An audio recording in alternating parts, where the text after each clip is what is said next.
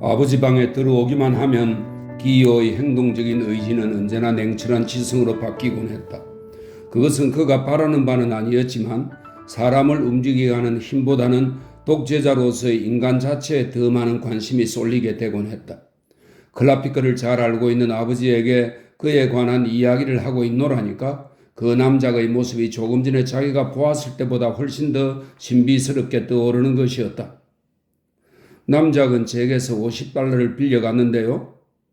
그 사람은 돈에는 퍽 무관심한 사람인데, 그렇지만 제 돈을 꾸기 전에 $100나 썼거든요. 제 눈으로 봤어요. 망상증이 있는 사람은 언제나 남을 괴롭히게 마련이에요.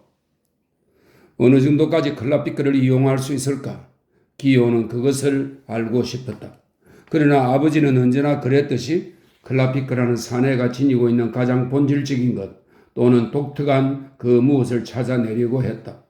그렇지만 어떤 사람의 가슴 속에 가장 깊숙이 지니고 있는 것을 정확하게 알아낼 수 있다 치더라도 그것으로 그 사람이 행동하도록 조종하기란 그리 쉬운 일이 아닌 것이다.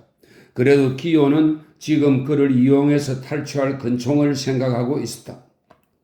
자기가 부자라고 생각하고 싶다면 어째서 정작 부자가 되어버리고 하지 않을까요? 한때는 베이징 제1의 골동품 상이었지.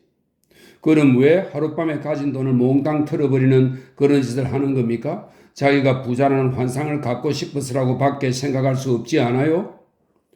지조로는 눈을 끔뻑거렸다. 그리고 긴 백발을 뒤로 쓸어넘겼다. 노인다운 그의 목소리는 약하기는 했지만 한 줄기 선처럼 뚜렷했다. 그의 망상증은 인생을 부정하는 하나의 수단이야. 인생을 잊는 게 아니라 부정한단 말이다.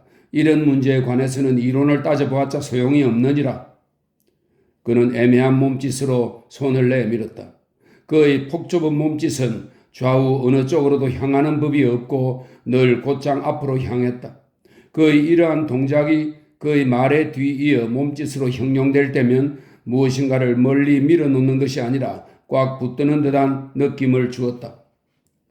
그 사람은 만세가 그런 식이거든. 어젯밤에도 2시간을 부자처럼 지냈다지만 그건 차라리 부귀 같은 건 존재하지 않다는 것을 자기 자신에게 보이기 위해서 그랬을 게다. 왜냐하면 그렇게 되면 가난이란 것도 존재하지 않는 것이 되니까. 그게 중요한 거야. 아무것도 존재하지 않는단 말이다. 모두가 꿈이지. 그리고 얼큰한 술 기운도 그를 도왔으리라는 건 역시 잊어서는 안 되지만 지조로는 이렇게 말하고 빈 것이 웃었다. 이미 엷어지고 끝이 처진 입술, 그 입술 양끝을 밑으로 당기는 독특한 미소는 그가 말하는 것 이상으로 그 노인의 복잡한 마음을 느끼게 해주었다. 20년 동안 그는 많은 사람을 위해 힘썼고 그들에게 정당한 존재 이유를 줌으로써 사랑을 받아왔다. 또한 그러한 일에 자기의 온 지성을 기울여왔다. 사람들은 모두 그의 너그러운 호의에 감사하고 있었다. 그러나 그 착한 마음씨가 실은 앞편에서 나오고 있다는 것은 아무도 눈치채지 못했다. 사람들은 그가 불교도와 같은 인내심을 가지고 있는 것으로 알고 있었다. 실은 그것은 아편 중독자가 가지는 참을성이었다. 어떤 인간이건 인생을 부정하는 걸 일삼고 살아갈 수는 없잖아요. 기호가 대답했다. 그야 살기 힘들지. 그렇지만 그에겐 그런 살기 힘든 삶이 필요할 거야. 어쩔 수 없이 그렇게 살도록 몰린 것이겠죠. 생활에 필요한 돈은 골동품 매매로 구전을 얻거나 그렇지 않으면 아마 마약이나 무기 암거래라도 해서 벌겠지. 보안대와 짜고서 말이야. 그는 물론 보안대가 싫겠지만 보안대 측은 마치 당연한 보수처럼 거의 자질구레한 일들을 도와주거든. 그렇지만 별로 문제될 건 없다. 보안대는 커뮤니스트들이 밀수업자에게서 무기를 살 만한 자금이 없다는 것을 뻔히 알고 있을 테니까 기호는 이런 생각을 하고 있었다. 모든 인간은 자기가 겪는 고통을 담는 게 아닙니까? 그는 대체 무엇을 괴로워하고 있는 걸까요? 그 사람에게는 이미 고통이라는 게 중요한 의미가 없어. 고통이란 거의 거짓말이나 기쁨만한 깊이도 없는 거야. 도대체 그에겐 깊이라는 게 없어. 그래, 그게 그 사람의 으뜸가는 특징이지. 그렇게 되기도 꽤 힘들거든. 물론 그 사람도 깊이를 지녀버리고 꽤 애는 쓰고 있겠지만 그래도 역시 천부적인 소질이 필요한 거니까.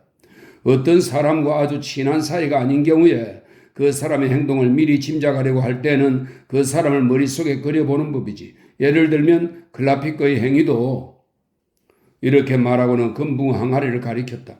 거기에는 검은 잉어들이 깃발처럼 발락거리며 떴다 가라앉았다 하고 있었다. 저것들 봐라. 저 잉어들과 다름없지. 그는 줄곧 술을 마시더라만 차라리 아편을 마시도록 돼 먹은 인간이야. 사람이란 흔히 나쁜 버릇을 선택하는 것조차도 제대로 못한단 말이다.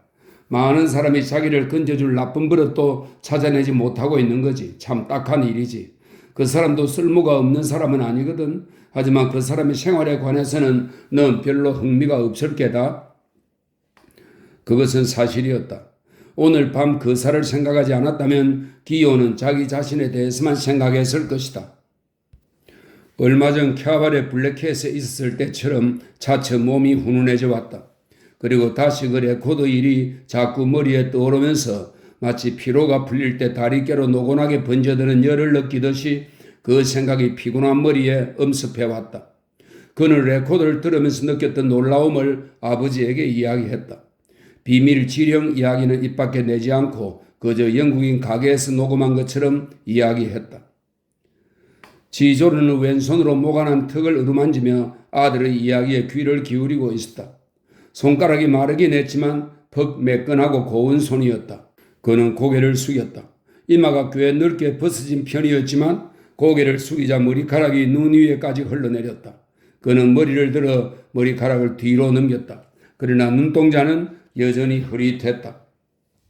나도 전에 무심코 거울을 들여다보고 통 내 얼굴같이 보이지 않았던 적이 있었지.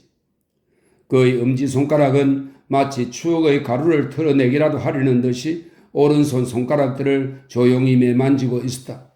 그는 아들이 앞에 있다는 것도 잊어버린 듯 자기 생각을 쫓으며 이야기하고 있었다.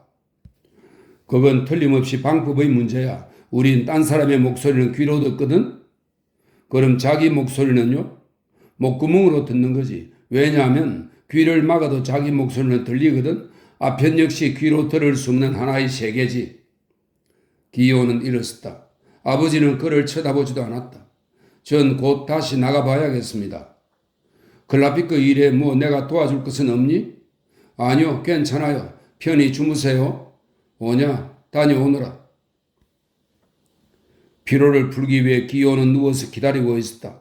그는 전등도 켜지 않았다. 꼼짝 않고 조용히 누워 있었다. 사실 그는 임박한 폭동을 생각하고 있는 것은 아니었다. 지금 이 시각 잠이 수많은 사람들의 뇌수를 점령하고 있는 것과 마찬가지로 수많은 동지들의 머릿속에 생생하게 약동하는 폭동이 그를 무겁게 짓누르는 것이었다. 이제 기요에게는 불안과 기대밖에 없었다. 소총은 통틀어 300 정도 못 된다. 승리 아니면 총살이다.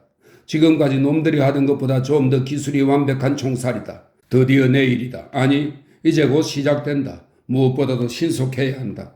도처에서 보안대의 무장을 해제시키고 장갑열차로 실려오는 군벌 정부의 군대가 행동을 개시하기 전에 500정의 모제르 권총으로 우리 편 전투부대를 무장해야 한다. 시내 봉기는 오후 1시에, 따라서 총파업은 낮 12시에 시작해야만 한다.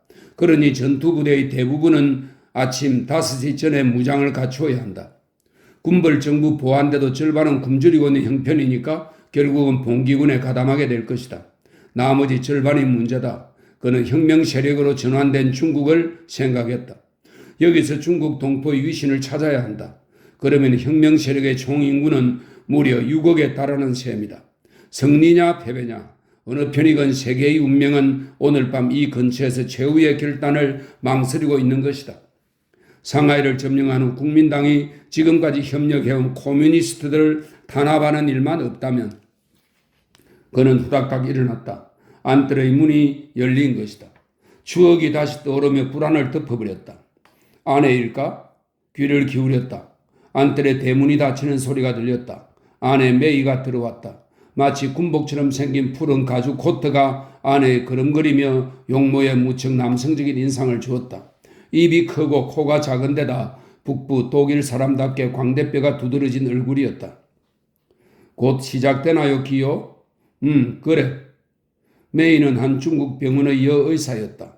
그녀는 지금 자신이 지휘하는 병원의 비밀혁명 부인단체에서 돌아오는 참이었다. 매일 똑같은 일이에요. 지금도 시집가는 가마 속에서 면도칼로 자살하려던 16살 난 처녀를 보고 오는 길이에요. 억지로 짐승 같은 사내에게 주르는 거죠. 온통 피투성이가 된 새빨간 신부옷을 입은 채 그대로 매여 들어왔지 뭐예요. 그 뒤에 신부의 어머니가 그림자처럼 조그맣게 웅크리며 흐느껴 울고 있었어요. 내가 따님은 살아납니다 했더니 그 어머니가 글쎄 이렇게 대답하질 않겠어요? 불쌍한 것, 요행이 죽을 수도 있었는데 그만이라고. 요행이라고요. 이 한마디가 오늘날 중국 여성의 지위에 관해서 늘어놓는 우리들의 연설보다도 현실을 훨씬 더 웅변적으로 말해주고 있는 거예요. 메이는 독일 사람이지만 상하이에서 태어나 하이델베르크와 파리에서 여의사로 있었던 관계로 억양이 조금도 틀리지 않는 유창한 프랑스 말을 했다. 메이는 베레모를 침대 위에 벗어던졌다. 물결치는 머리칼이 잡아 매기 좋게 뒤로 늘어져 있었다. 기호는 그 머리칼을 매만져 보고 싶은 충동을 느꼈다. 그녀의 넓은 이마도 어딘가 남성적인 느낌을 주었다. 그러나 말을 안 하고 입을 다물자 그녀는 여자다워 보였다. 기호는 눈을 떼지 않고 물끄러미 아내를 바라보고 있었다. 이렇듯 여자 티가 나는 것은 긴장이 풀려 얼굴이 나른해진 데다가 베레모를 벗은 탓도 있었다. 그녀의 얼굴은 육감적인 입술과 투명하고 큼직한 두 눈에 의해서 생기를 얻고 있었다. 눈빛이 너무 맑아서 그 강렬한 시선이 눈동자에서 오는 것이 아니라 차라리 이마 밑의 긴 눈두덩 그림자에서 오는 듯 했다. 전등이 켜진 것을 보고 하얀 베이징 개가 종종 걸음으로 기어들어왔다. 피곤한 목소리로 메이가 불렀다. 복슬아, 복슬강아지야. 메이는 왼손으로 개를 붙잡고 썰어주며 자기 얼굴께로 들어올렸다. 요 토끼 같은 것. 미소를 머금고 메이는 말했다. 요 꼬마 토끼야. 꼭 당신을 닮았어. 기호가 말했다. 뭐라고요? 메이는 거울 속에서 자기 얼굴과 나란히 붙어있는 개의 흰 머리와 귀 밑에 가지런히 모아둔 귀여운 발을 보았다. 이상하게도 두 얼굴이 닮아 보이는 것은 둘 다 광대뼈가 독일식으로 튀어나와 있기 때문이리라. 메이는 아름답다고도 그렇다고 아름답지 않다고도 할 수 없는 용모였다. 기호는 오셀로의 대사를 약간 수정해 속으로 중얼거렸다. 오, 사랑하는 나의 여전사여. 메이는 개를 내려놓고 일어섰다. 반쯤 풀어놓은 외투 사이로 두드러진 광대뼈를 연상케 하는 우뚝 솟은 젖가슴이 보였다. 기호는 자기가 오늘 밤 겪은 일을 이야기했다. 메이가 받았다. 병원에는요, 오늘 밤 30명가량의 젊은 선전반 여성들이 반혁명군에서 도망쳐 왔어요. 전부 부상을 당하고요. 점점 병원에 오는 수요가 늘어만 가요. 그들 말로는 북벌군이 가까이까지 와 있다는 거예요. 그리고 사람들이 많이 죽었다는군요. 그리고 부상자들도 반은 죽을 테지. 고통이란 그것이 금방 죽음으로 끝나지 않을 때만 어떤 의미를 가지는 법이야. 그러나 대개는 죽음으로 끝나거든. 메이는 잠시 생각에 잠겼다가 이었고 다시 입을 열었다. 그래요.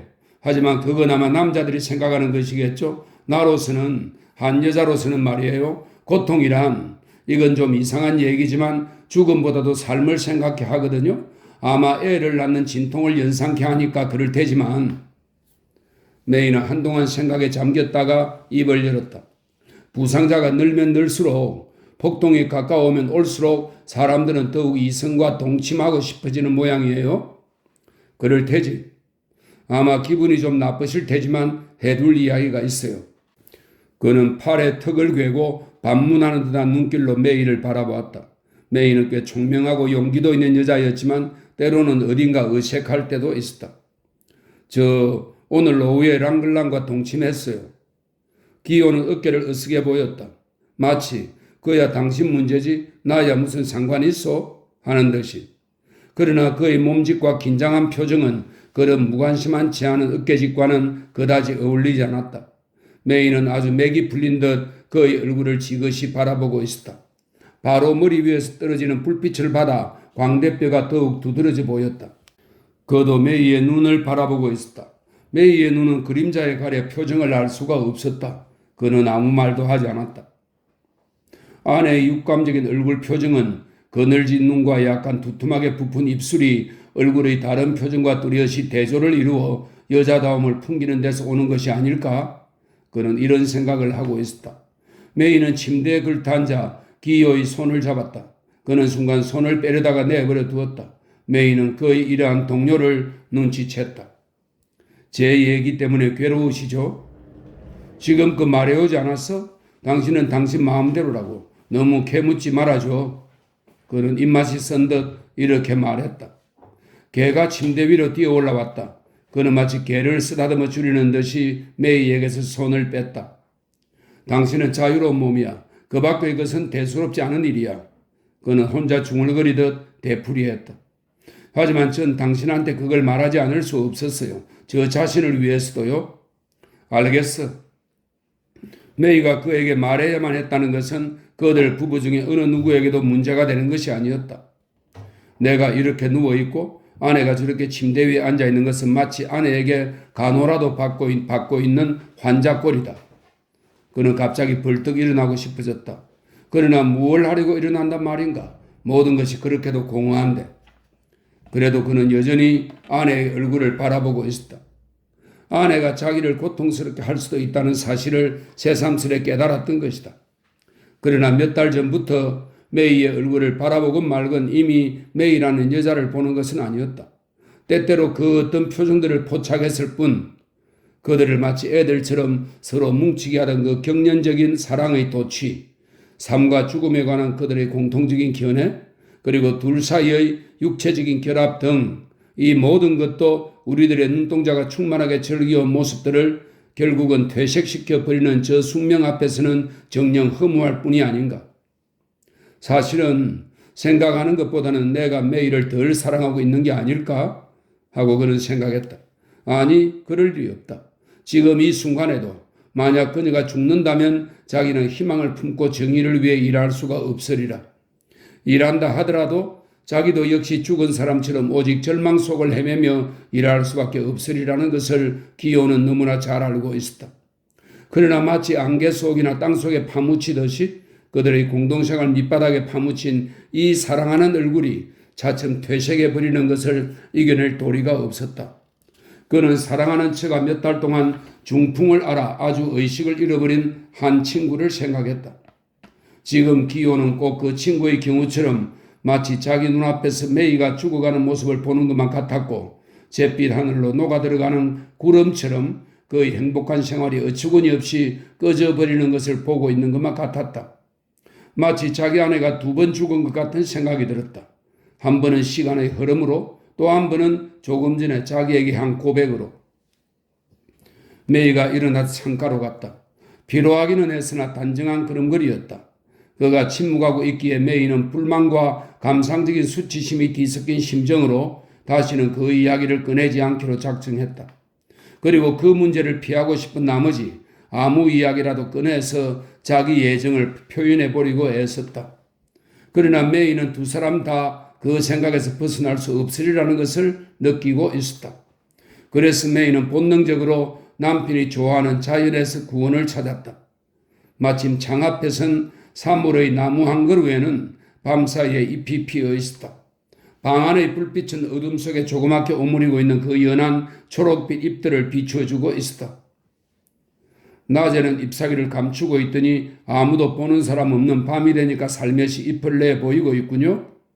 메이는 이렇게 혼자 말처럼 중얼거렸다. 그러나 기호가 그 어조에서 자기 아내의 심리를 알아차리지 못할 리가 없었다. 그래도 그는 내뱉듯이 이렇게 말하지 않을 수 없었다. 하필 오늘 같은 날에 그럴 게 뭐야? 역시 턱을 괴고 거울 속에 비친 자기 얼굴을 물끄러미 들여다보고 있었다. 흰 시트 사이로 보이는 얼굴은 영락없는 일본 사람의 얼굴이었다. 만약 내가 호네라만 아니었더라도 그는 자기의 노여움을 정당화하고 점점 복돋우려는 집요하고도 야비한 생각을 쫓아버리려 몹시 애쓰고 있었다. 그는 아내의 얼굴을 쳐다보았다. 자기가 주는 고통으로 해서 그 얼굴이 한 번 잃었던 생명을 고스란히 다시 찾기를 기대라도 하는 듯이 뚫어지게 바라보고 있었다. 하지만 기호, 바로 오늘이기에 그것이 별 큰 뜻이 없는 거죠. 그리고 또 이어 메이는 그 사람이 이만저만 졸라대지 않았거든요 라고 덧붙이려다가 그만두었다. 바로 죽음을 앞에 둔 사람에게 그런 건 정말 대수로운 일이 아닌데 하고 생각했지만 이렇게 말하고 말았다. 저 역시 내일 죽을지 몰라요. 그런 건 아무래도 좋다. 기호는 몹시 굴욕적인 고통을 참고 있었다. 그런 고통을 느낀다는 것만으로도 스스로 경멸해야 할 그러한 고통이었다. 사실 그 여자가 누구와 같이 작은 그 여자의 자유였다. 그렇다면 이 고통은 도대체 어디서 오는 것일까? 그로서는 어쩔 수 없는 고통, 그를 마구 덮쳐오는 그러한 고통이었다. 기요, 제가 당신을 사랑한다는 걸 깨달았을 때 어느 날 당신은 농담하듯 물으셨죠? 당신이 감옥에 간다면 저도 같이 가겠느냐고요. 그때 저 뭐라고 말할 수가 없다고 했어요. 아마 거기 남아있기가 고될 거라고 대답했죠. 그렇지만 그때 당신은 그걸 긍정한 것으로 아셨죠. 그건 당신도 그때 저를 사랑했기 때문이었어요. 어째서 지금은 그것을 믿어주지 않으세요? 감옥에 가는 건 늘 똑같은 사람들이야. 가령 카토프는 누구를 열렬히 사랑하지 않더라도 감옥에 갈 인간이지. 그는 인생에 대해서 또한 자기 자신에 대해서 갖고 있는 사상 때문에 가는 거야. 사람이 감옥에 가는 것은 누구를 위해서가 아니거든. 기요, 그건 역시 남자들 생각이에요. 기요는 생각에 잠겼다.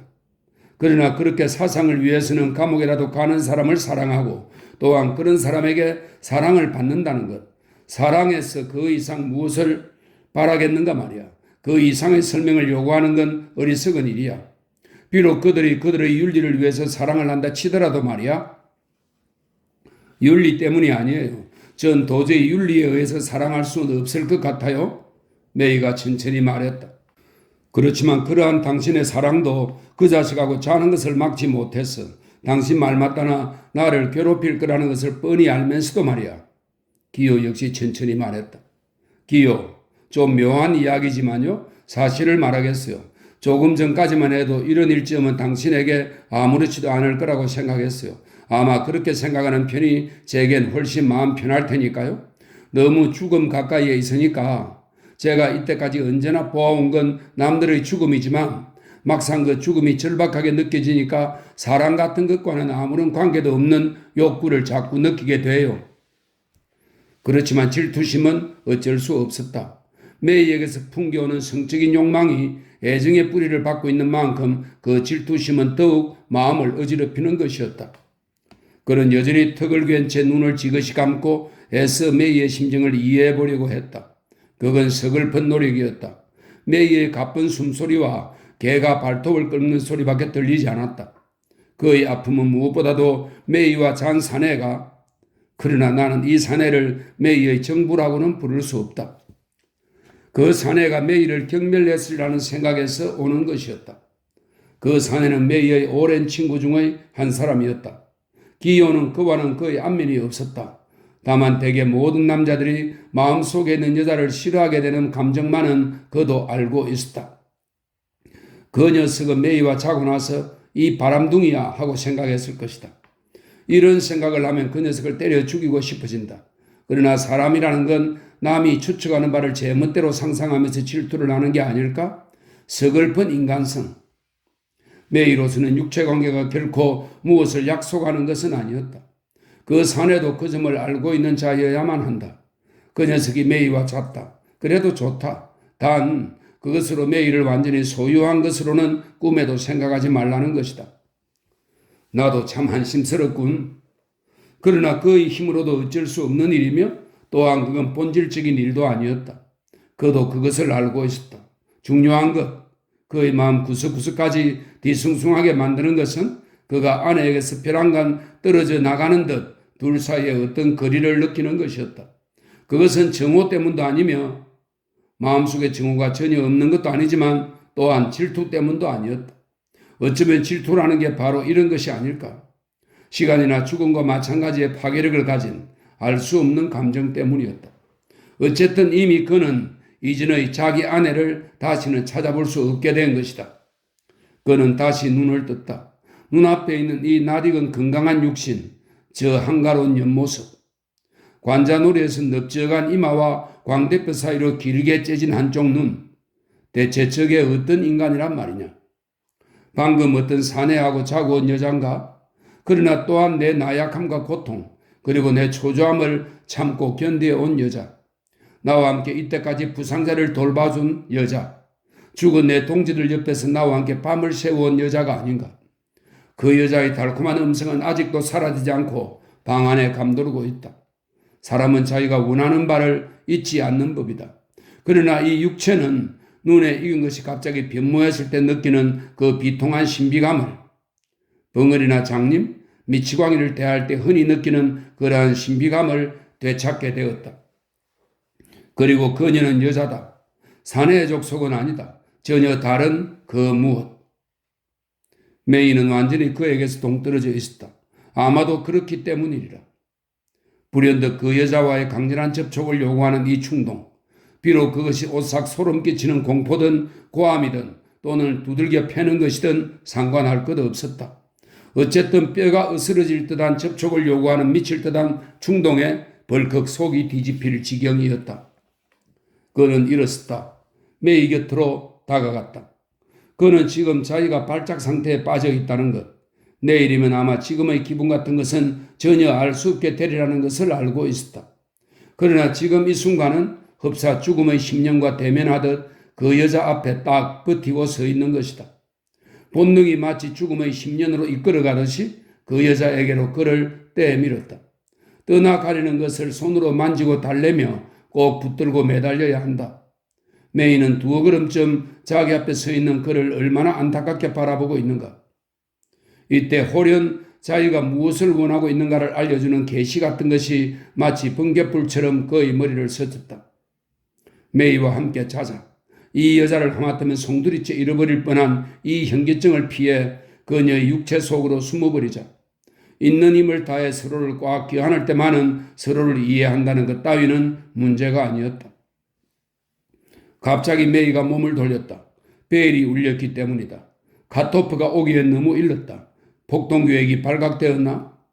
그들이 말하고 느끼고 사랑하고 미워했던 감정들이 갑자기 땅속으로 잦아들듯 가라앉았다. 벨이 또 울렸다. 그는 베개 밑의 권총을 꺼내들고 뜰을 건너 잠옷바람으로 문을 열러 나갔다. 카토프가 아니었다. 여전히 야외복 차림 그대로의 클라피크였다. 그들은 뜰에 멈추어 섰다. 어떻게 됐나요? 우선 맡아둔 서류를 돌려줘야지. 자, 여기 있어. 만사가 잘 됐어. 배는 떠났는데 프랑스 영사관 관지에 닻을 내리기로 했지. 그의 강저편 기슭이 될걸? 무슨 시끄러운 일은 없었나요? 뭐니 해도 오랜 신용이 있으니까 그게 없으면 처리하긴 힘들지. 젊은 친구, 이런 일에는 말이야 신용할 만한 이유가 없으면 없을수록 신용이 더욱 커지는 법이거든. 무슨 암시를 주는 것인가? 클라피크는 담배에 불을 붙였다. 기요에게는 윤곽이 뚜렷지 않은 클라피크의 얼굴에서 눈에 댄 네모난 검은 안대밖에 보이지 않았다. 기요는 지갑을 가지러 되돌아갔다. 메이가 그대로 기다리고 있었다.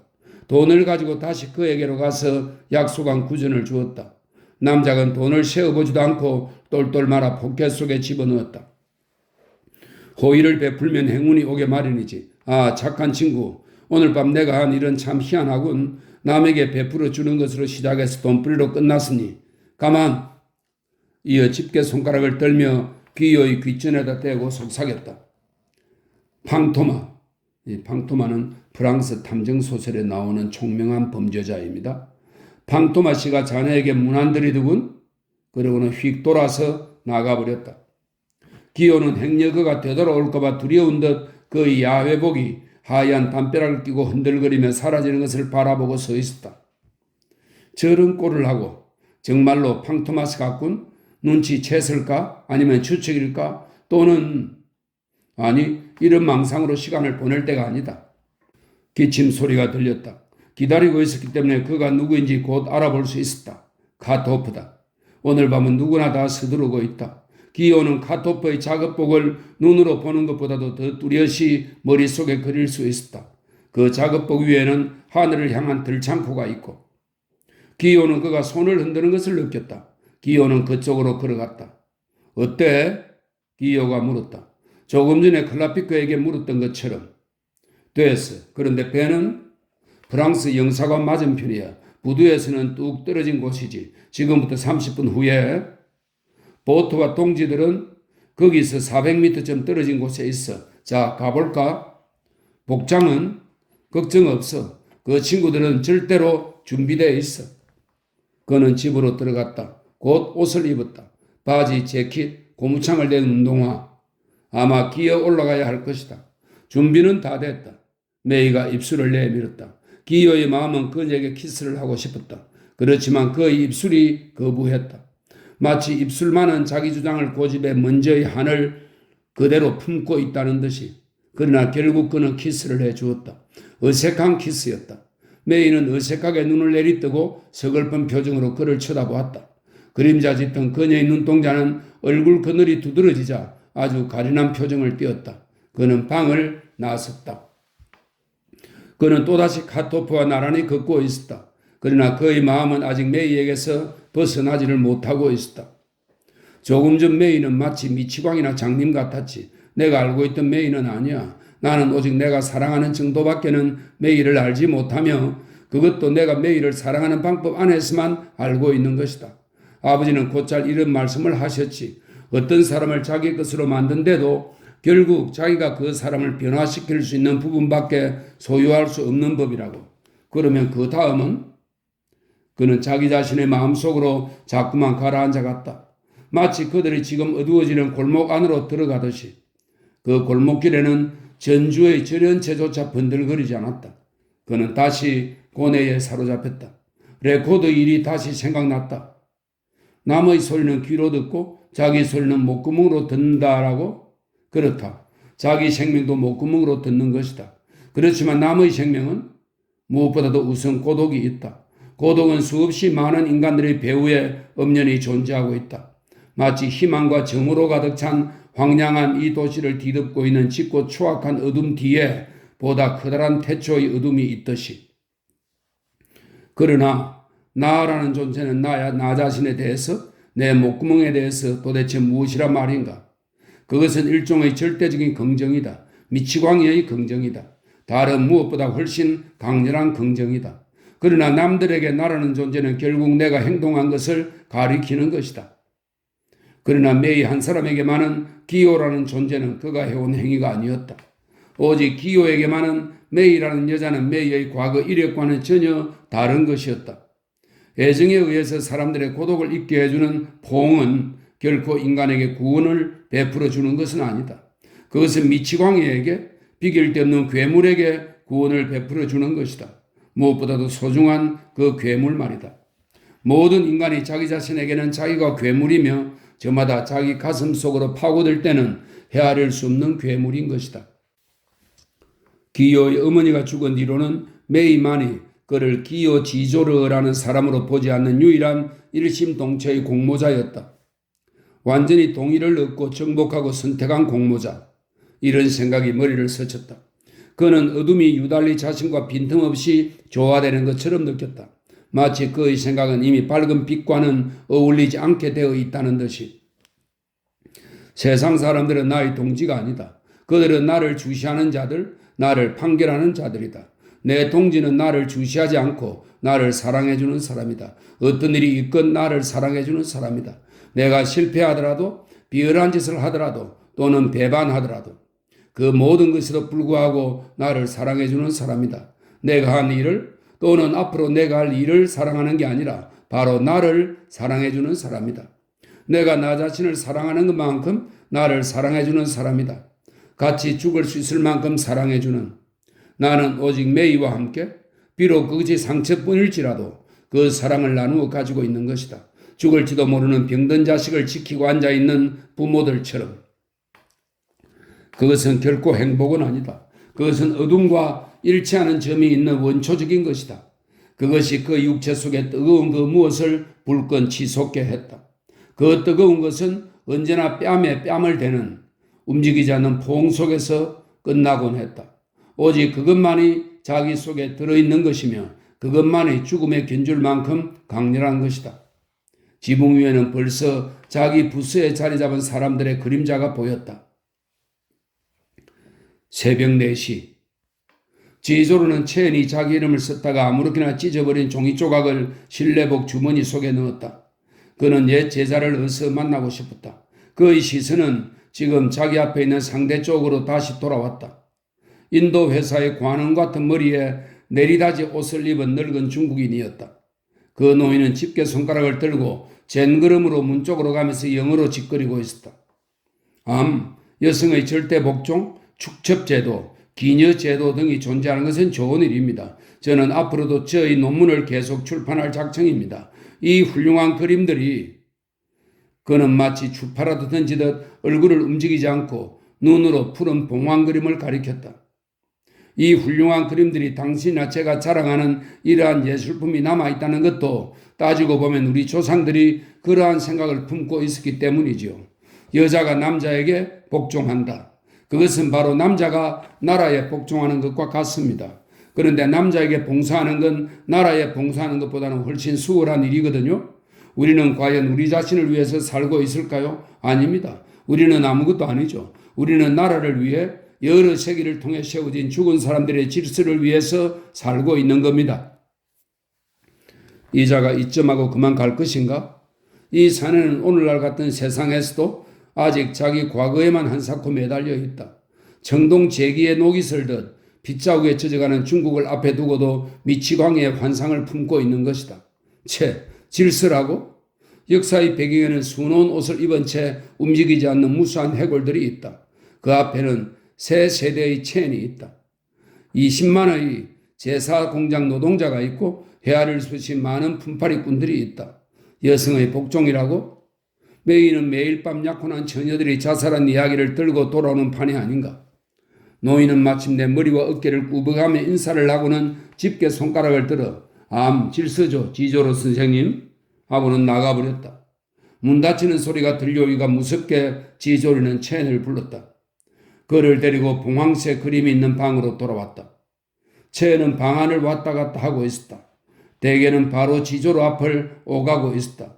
긴 의자에 앉은 지조르는 체인의 옆모습을 보고 문득 청동에다 매를 새긴 이집트 조각을 연상했다.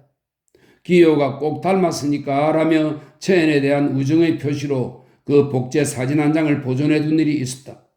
체인의 두툼한 입술은 그의 착한 성품을 나타내고 있었지만 역시 어딘가 닮은 데가 있었다. 아시시의 성 프란체스코의 손에 길들여진 매라고나 할까? 지조르는 이런 생각을 했다. 체는 문득 지조로 앞에서 발을 멈추었다. 바로 제가 탕옌다를 죽였어요. 지조로의 눈빛에서 애정을 느낄 수 있었다. 그는 그러한 애정을 경멸하고 있었고 더구나 그것을 두려워하고 있는 터였다. 체의 몸집은 땅 닮아가지만 구부러진 코나 두 어깨 사이로 머리를 파묻고 걸을 때마다 앞으로 숙이는 모양이 더욱 매를 연상케 했다. 그리고 속눈썹이 거의 없는 가느다란 눈매까지도 매를 방불케 했다. 나한테 말하고 싶었다는 게 그 얘기인가? 네. 기호도 알고 있지? 네.